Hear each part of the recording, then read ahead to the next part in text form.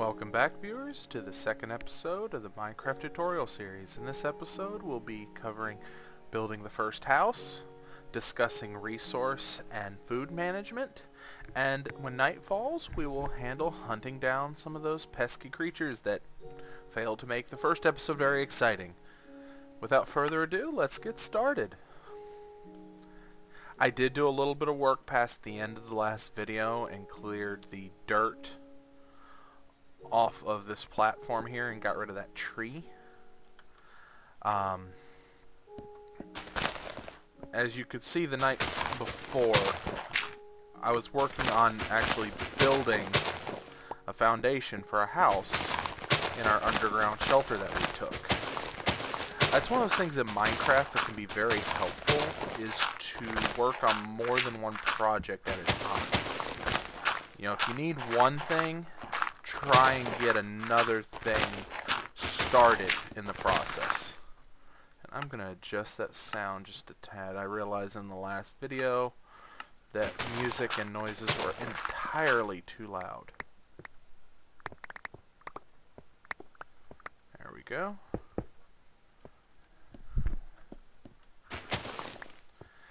Yes, we've put ourselves right beside this little shallow cave over here, as well as there's a cave actually directly underneath the house. That's going to be good for early resource management.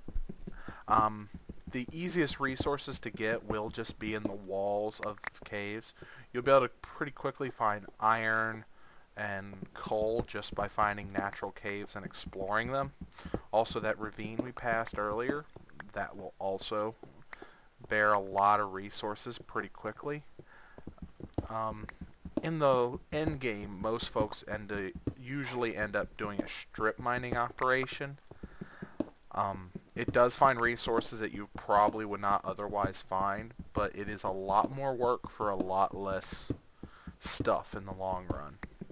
Cave exploration will net you the most resources the fastest, though you do run the risk of getting lost, getting killed, and if you're getting too deep, you also have to worry about lava more and more frequently. There's many players who will go down into the depths. They get excited, they found gold, they found diamonds, they've just found all the riches they could ever want, except it's not real life. And, oh, hey, look, there's pretty lava. Splash! Respawn. There have been numerous times where I've just been driven to quit playing the game for a day or two because I had a particularly good load of stuff I really needed for whatever project I was doing, and I fell in lava and lost it all. That is a really quick buzzkill. Speaking of resources, the renewable kind this time. Well, in-ground resources, they're technically renewable because you can just, spawn more map and go find more. The renewable resources are like your trees, and with trees you can make charcoal so you don't always hunt coal. And more importantly, as you can see, my hunger gauge is starting to get down there.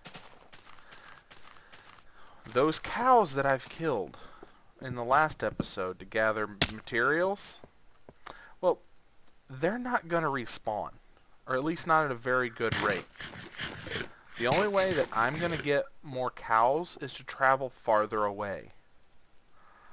The issue with this is that those are the best sources of food. Now the response to that is to build a farm.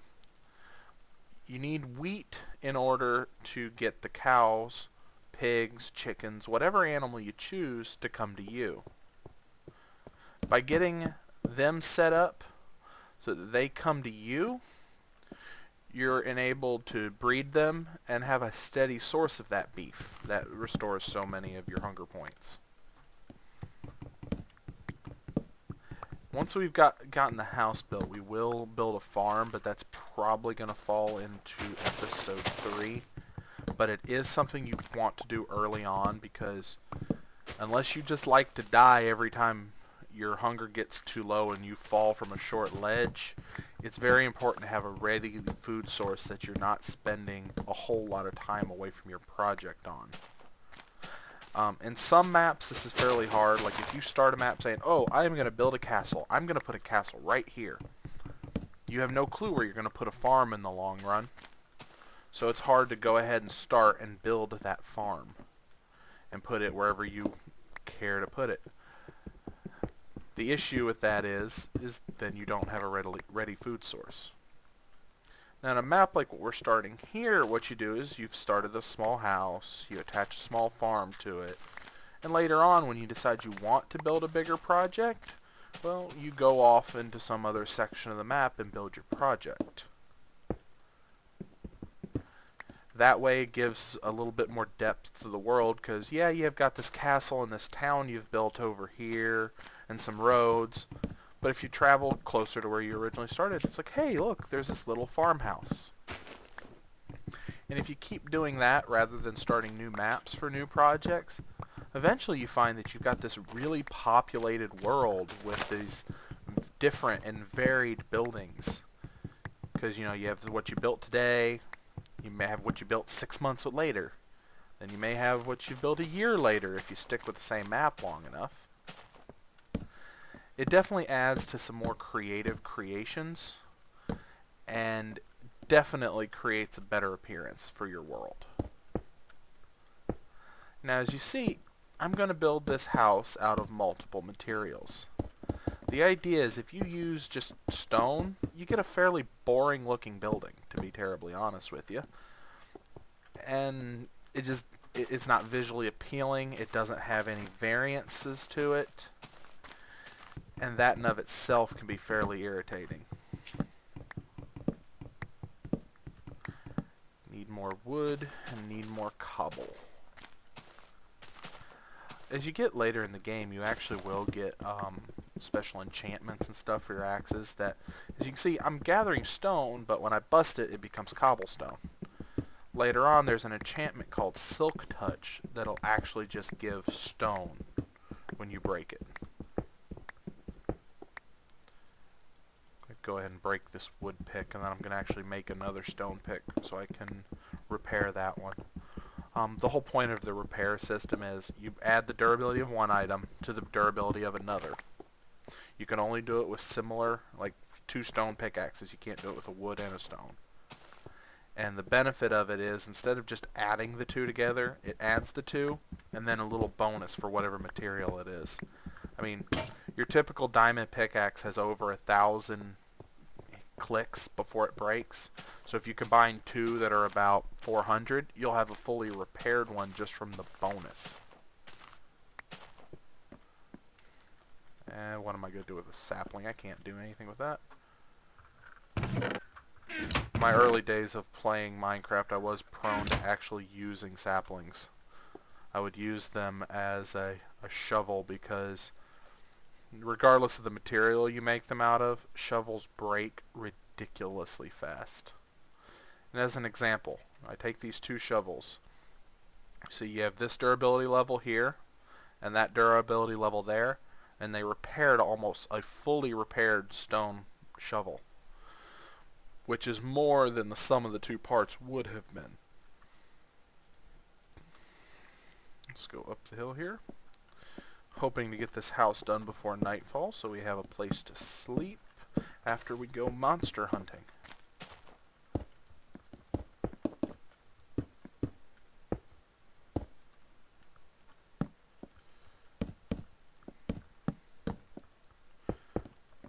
This game is actually one of my gaming passions.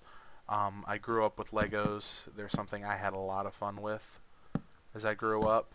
So I actually quite enjoy things that let me be creative, and especially in this environment where I'm not constantly having to go out and buy something to be able to do so. Looks like our chances of finishing the house are fairly slim. It is about to be nightfall.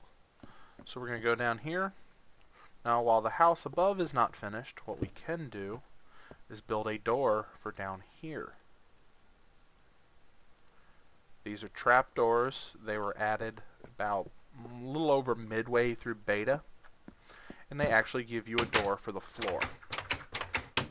Not super fond of the way they open. I'd actually like to see them swing down instead, because I'd like to be able to use them to create monster traps. But alas, that is not the way it is to be just yet. There's a lot of interesting uses for them. Like, I've seen people just put them on walls like this. Like if I had a glass block here to look like a wood frame. It's one of those long-term ideas that are pretty good if you're wanting to add a little bit of customization to your buildings. Main thing is, Minecraft doesn't give you the blocks to do every single little thing you would like to do. So in order to do some things, you've got to be creative and come up with some of your own ideas about how to take something that's supposed to be used for X purpose and instead put it to Y purpose. I've seen also using those trapdoors and light stone blocks from the Nether, you can actually create these really convincing lanterns. Oh, there we go. We got some sheep and a zombie. I want to get those sheep so that we can make a bed when all is said and done. Oops, skeleton. I usually try to line of sight them around something so I can hit them without them hitting me. Where did that sheep go? Unfortunately, in one of the last patches, they decided to make animals actually run from you. Now, killing sheep isn't the best way of getting wool, because, like cattle, they don't respawn. And if you actually shear a sheep instead, you'll get more blocks of wool. There's another skeleton. I'll be lucky if I survive the night. I don't have any armor. The cows didn't drop enough leather for me to craft any. So you've seen zombies, you've seen skeletons. Skeletons are your ranged. Now here's the dreaded creeper. As you can see, every time I got too close it started hissing. Had I not destroyed it, we would have had a much more explosive end. Like this. You can imagine what this would do to a house. Depending on the materials, it will change the size of the explosion. A stone house will take far less damage than a cobblestone house, which will take less damage than a wood house, which will take less damage than a dirt house. That's one of the reasons that creepers can be so frustrating, is they could destroy your progress.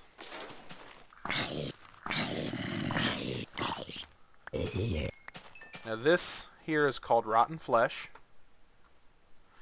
I picked this up. This is a food item. There is a catch. It has like a 9 out of 10 odds that it will actually poison you when you eat it. My health is full right now, so I can't eat it to demonstrate, but I'll show you when I get a chance. There's another creeper. I've actually gotten very good at killing these things.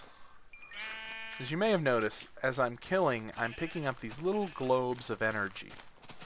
Those are experience orbs. And experience orbs allow you to cast your enchantments later on. That there is a spider. I know a gentleman who that is what made the game exciting for him. His dread of spiders, real or otherwise, actually made Minecraft an exciting game. Because they would get outside the house, they would be hissing. Sometimes you wouldn't even know where they were and you would hear that hissing noise. And it actually, for him, made this game exciting. Me personally, again, I've played a while. I've gotten pretty good at killing them. Here we have another one. As you see, they do take fall damage. Now, here's a skeleton. And here's another skeleton. I'm going to try and do something. It's difficult to do without getting killed. I'm going to try... and a third skeleton.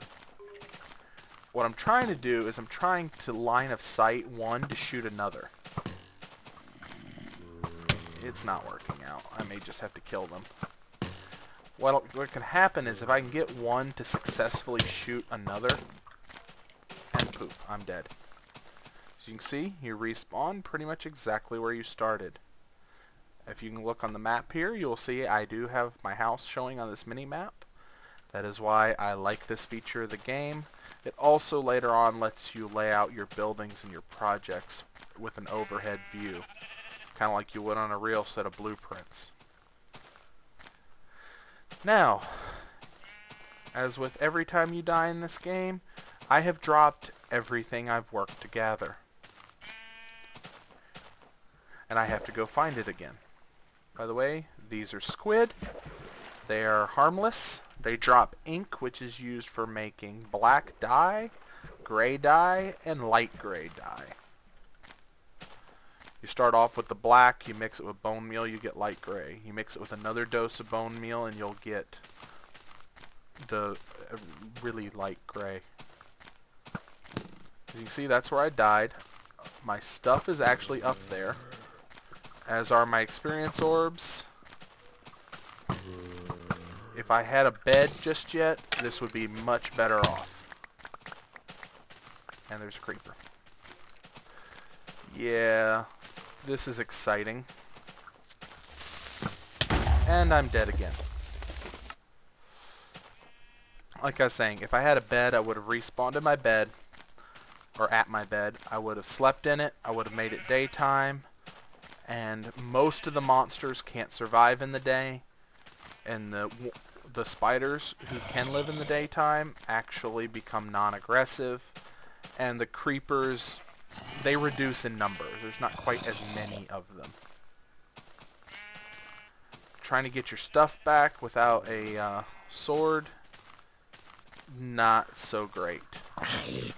I can sit here and punch things, but as you can see, it takes a lot of damage to kill anything this way. Those little sparkles you saw on some hits are criticals. It's where you do twice as much damage, but as much as next to nothing is still next to nothing.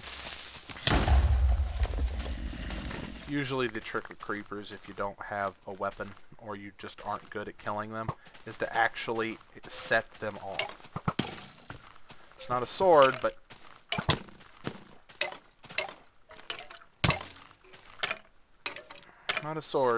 it does some damage. Creepers are another useful one to get these moronic skeletons to shoot at.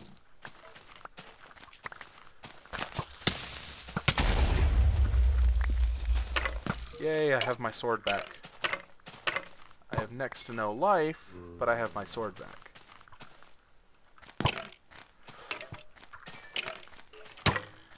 Now, a couple of things that would have put the odds much more in my favor at this stage of the game is armor.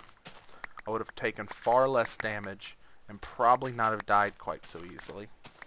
2, I really shouldn't have tried to bait all those skeletons into shooting each other, because that just let them gang up on me. Had I killed the first one when I had the chance, I wouldn't have had to fight all of them. As you can see, it is just about sunrise, which marks near the end of this video. Trying to limit these to less than 20 or 30 minutes. As you can see, I'm putting way too much wood in here. Got 3 blocks of wool. That's another one of those little noises to let you know that you're near a cave. We'll put this bed right here. And sleep for the night. This has been my second video. I do hope this has been more entertaining and that my stuttering hasn't bothered you too terribly much. I'm having a lot of fun making these, and I hope you're having fun watching them. Have a great day, and we'll see you next time.